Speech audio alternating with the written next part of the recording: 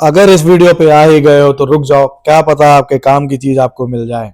तो कैसे हैं दोस्तों आप लोग, क्या हाल चाल आपके। उम्मीद करता हूं आप सब स्वस्थ होंगे। आ गए हैं आपके सामने फिर से एक बार एक और स्ट्रेटेजी के साथ। भाई मेरा काम है स्ट्रेटेजी बताना, पहले मैं बता देता हूं, इंप्लीमेंट तुम खुद करोगे, ठीक है ना। अगर तुम वीडियो पूरा एंड तक देखोगे तो डेफिनेटली कुछ ना कुछ तुम्हें बेनिफिट मिलेगा ही, बेनिफिट जरूर मिलेंगे। क्लियर। अगर ऐसा लगे तुम्हें कि मैं फेक रहा हूं या मैं ऐसे गप मार रहा हूं, ब्लफ मार रहा हूं, तो तुम मेरा आईबीपीएस पीओ मेंस का स्ट्रेटेजी का वीडियो देख सकते हो। उस पर लोगों के कमेंट चेक कर सकते हो कि वो उस वीडियो की स्ट्रेटेजी थी, लोगों के बहुत काम आई है वो भाई, ठीक है ना। बवाल कर दिया उस वीडियो ने। क्लियर। तो यहां पे तुमको अगर एंड तक रुकते हो तो डेफिनेटली कोई ना कोई बेनिफिट जरूर मिलेगा।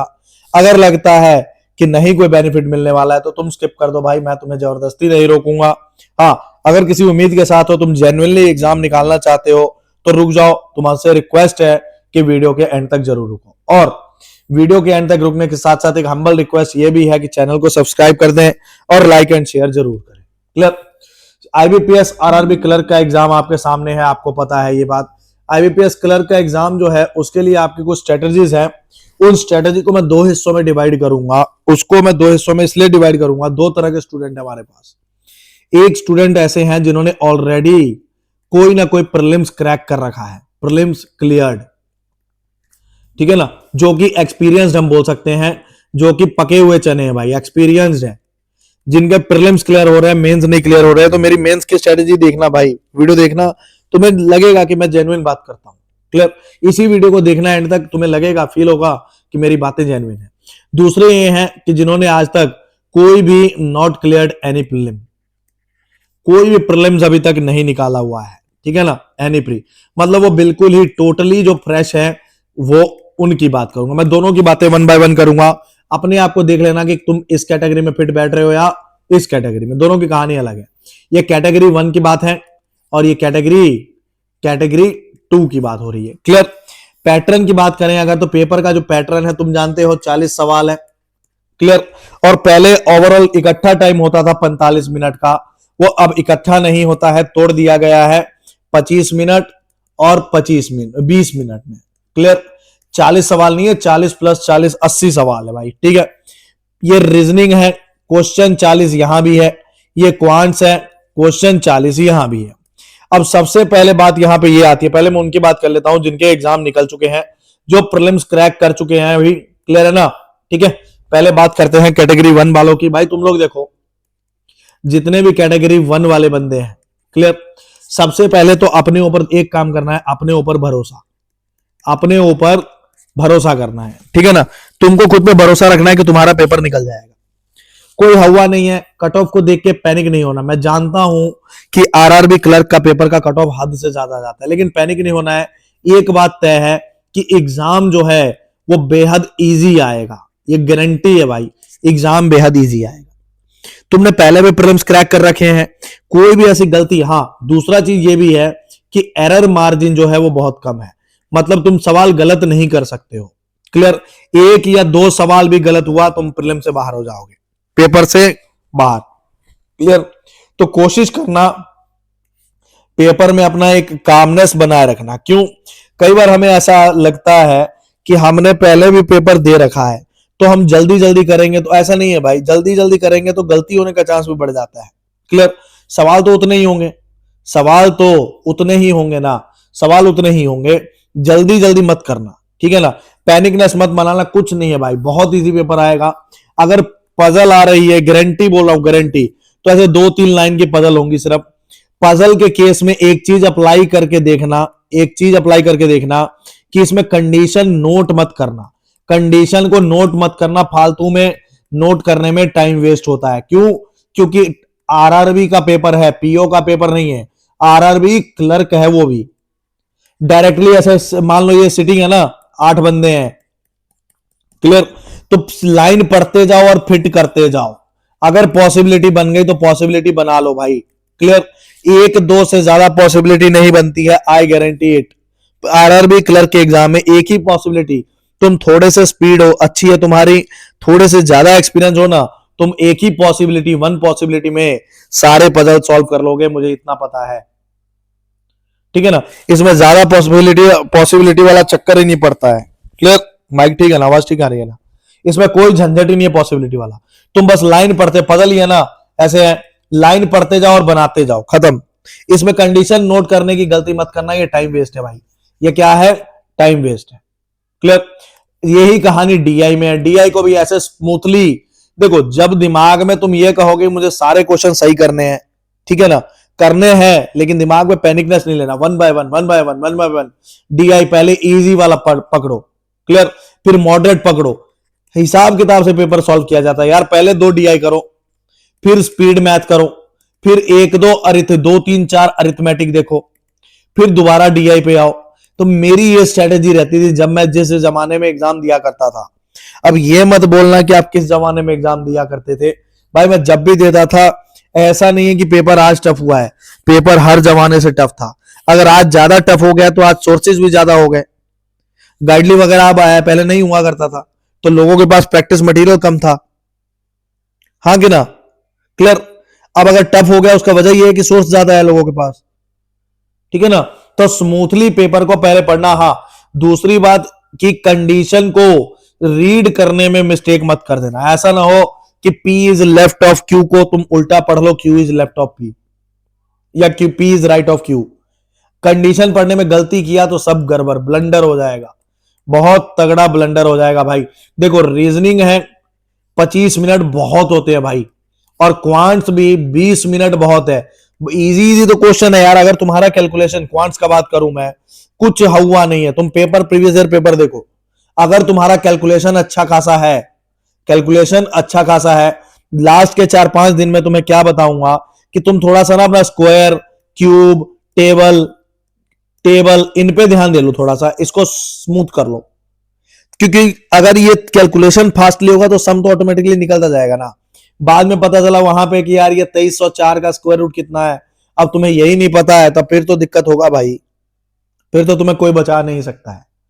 तुम सरकारी नौकरी भी लोगे, मौज भी लोगे, और चाहोगे कि ना करूं, उसके बिना गुजारा हो जाए, तो ऐसा पॉसिबिलिटी नहीं है, समझे ना? ये 2-3 बातें ध्यान रखना।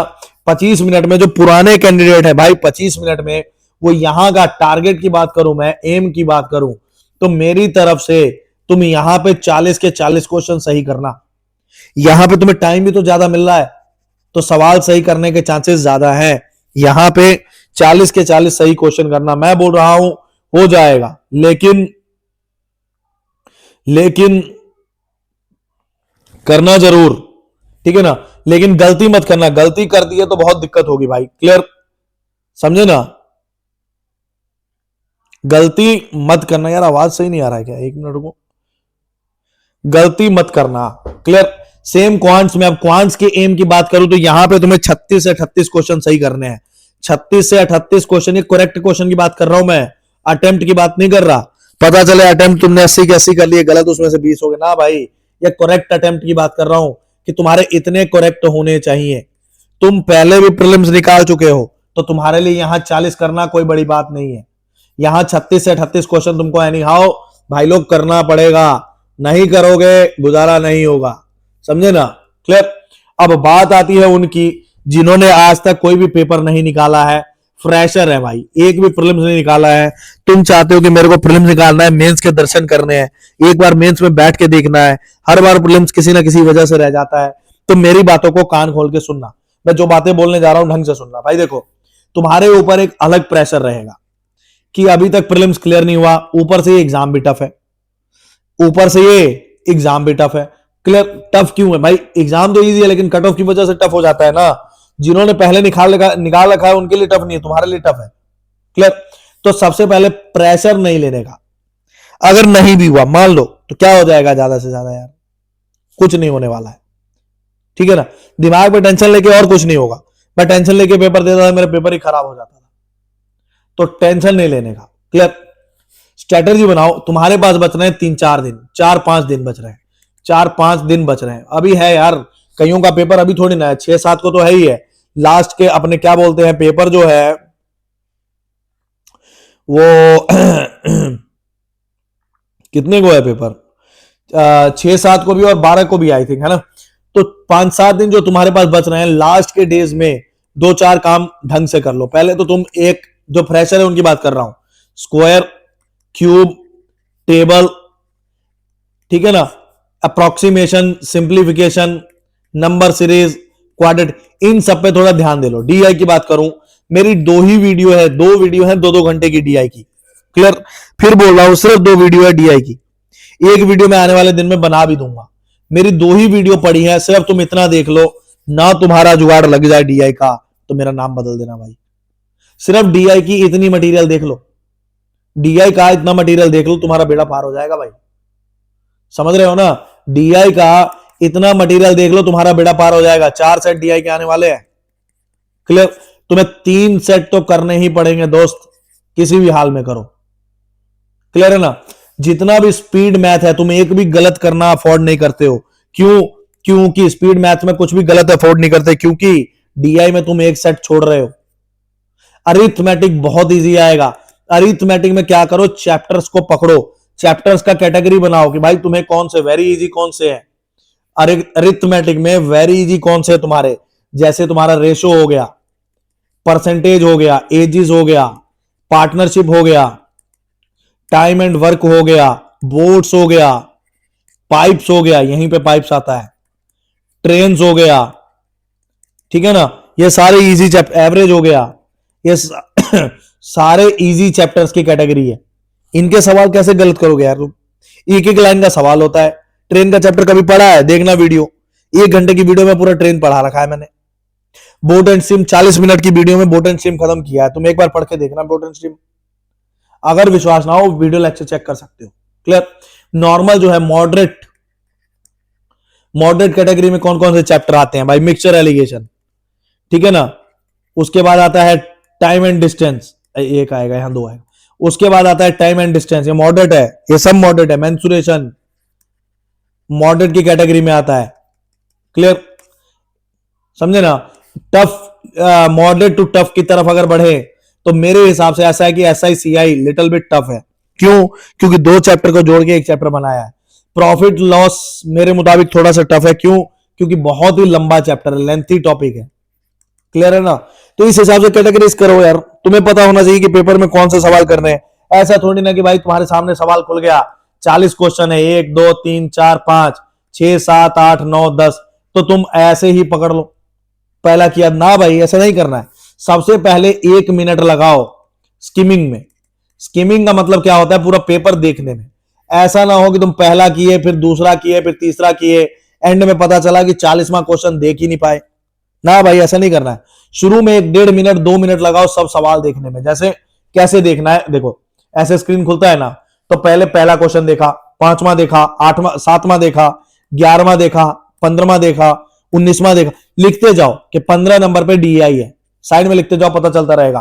23 नंबर पे नंबर सीरीज शुरू होता है। क्लियर, यह नंबर सीरीज शुरू हो रहा है मतलब कि 4-5 क्वेश्चन नंबर सीरीज के हैं। 28 नंबर पे सिंप्लीफिकेशन शुरू हो रही है। अब 28 पे सिंप्लीफिकेशन शुरू हुई है तो जाहिर सी बात है 3-4 क्वेश्चन तो होंगे ही, तो दोबारा से 29 क्वेश्चन क्यों देखोगे तुम? है 29वां क्यों देखोगे? मेरे को बताओ जरा, है भाई बताओ, 29वां दोबारा क्यों देखोगे? तुम सीधा देखोगे फिर 33वां, 33 पे क्या है, 38 पे क्या है। इस हिसाब से पूरा पेपर को 1-1.5 मिनट, 1 से 2 मिनट लगा के ना चेक मार लो, तुम्हें पता रहेगा कि कहां पे क्या पड़ा है भाई। पहले इजी, जो टफ पोर्शन होता है जैसे डीआई है, तो पहले 1-2 सेट डीआई के खत्म करो, फिर स्पीड मैथ लगाओ, पूरा डबल स्पीड। क्यों? क्योंकि तुम थोड़ा सा भी टफ देखो, आई नो डीआई टफ है, लेकिन करना तो पड़ेगा ना यार, बिना करे कोई चारा है? पहले तुम 1-2 डीआई बना लोगे, थोड़ा कॉन्फिडेंस बूस्ट हो जाएगा। अगर तुम पहले स्पीड मैथ बनाए, पहले स्पीड मैथ्स बनाए, ये तो हो ही जाएगा, लेकिन बाद में पता चला डीआई एक भी ना हुआ प्रेशर की वजह से, तो इसलिए पहले से थोड़ा सा अपना दिमाग पे प्रेशर रिलीफ करो। पहले तुम टफ क्वेश्चन बना लोगे ना तो दिमाग थोड़ा रिलैक्स फील करेगा। इसका फायदा पता कहां होगा? इजी क्वेश्चन को स्पीड में करोगे, फिर वेरी फास्ट करोगे, मजा आएगा ये करके। समझ आया? सेम कहानी है पजल रीजनिंग की, तुमको सेम चीजें यूज करनी है रीजनिंग में। क्या करना है कि अगर 4 पजल सीटिंग आ रहा है ना, सीटिंग और पजल अगर 4 सेट आ रहा है, तो तुमको पहले कोशिश करना है 1-2 सेट पहले शुरू स्टार्ट करो, यहां से स्टार्ट विद 1-2 सेट्स, 1-2 सेट्स शुरू में पहले 5-6 मिनट में, 6-8 मिनट भी लगे कोई दिक्कत नहीं है, 2 सेट खत्म कर लो पहले, सबसे इजी वाले। आई रिपीट, सबसे, अरे तुम्हें पता है कि 40 सवाल है, 40 सवाल में पहले स्किम करो 2 मिनट, क्लियर है ना, पहले ढूंढ लो। अब तुम्हें पता है कि यार 11 नंबर पे पजल है, 19 नंबर पे पजल है, 23 नंबर पे सीटिंग है और 37 नंबर पे सीटिंग है। इन चारों में तुम्हें पता है कि ये लिख लेना है बगल में कि ये मंथ वाला है, ये 8 पर्सन वाला है, तो इस हिसाब से लिख लिया। अब तुम्हें पता है जब तुम 40 क्वेश्चन देख लिए, तुम्हें पता है यार ये 4 पड़े हैं, इन 4 में से मुझे 2 सेट पिक करना है, इनमें से सबसे आसान कौन सा लगता है तुम्हें दोस्त, तुम्हें पता होना चाहिए कि तुम्हारा क्या स्ट्रॉन्ग पॉइंट है, क्या वीक पॉइंट है, ठीक है ना। अब अगर तुम्हें पता है मेरे को ये आसान लगता है तो पहले उठा के इसको उधर डालो, पता है कि ये आसान है, उठा के इसको उधर डालो, समझ आया ना। एक क्लैरिटी होना बहुत जरूरी है एग्जाम हॉल के अंदर। बिना क्लैरिटी, विदाउट क्लैरिटी एग्जाम नहीं निकलता है मेरे दोस्त। एग्जाम निकालने के लिए क्लैरिटी होना जरूरी है, क्लियर है जी। उसके बाद जितने भी लेक्चर्स हैं, क्वांट्स का पूरा सिलेबस मैंने पढ़ा रखा है मेरे इस चैनल पे, क्लियर। आप वीडियो के अगर एंड तक पहुंच गए हैं तो कॉन्ग्रेचुलेशंस, आप एक अच्छी शुरुआत की तरफ जा रहे हैं। एक अच्छी बात बता रहा हूं आपको कि चैनल पे तकरीबन सब चैप्टर की वीडियो पड़ी है। आप अगर 1-2 वीडियो भी देखोगे ना, आपको मेरे क्वांटिटी अपने कंटेंट का लेवल पता चल जाएगा। आपसे एक हम्बल रिक्वेस्ट है कि आप रैंडमली किसी वीडियो को उठाएं, उसके सवाल को, उसकी मेरी एक्सप्लेनेशन सवाल चेक करें जरा कि आपको ठीक लग रही है कि नहीं लग रही। अगर लग रही हो तो चैनल को सब्सक्राइब जरूर करें भाई, और शेयर दबा के करें, क्लियर, ठोक के शेयर करें ताकि ज्यादा से ज्यादा बंदों तक हमारी मेहनत पहुंच सके, क्लियर। आगे भी ऐसी ही वीडियो बनाता रहूंगा। अभी के लिए थैंक्स। और अपना कितना अटेम्प्ट है या कोई डाउट है, स्ट्रेटेजी है, कोई भी चीज है, वो कमेंट में कमेंट जरूर करना। थैंक यू क्लास, मिलते हैं next time. Thanks to everyone.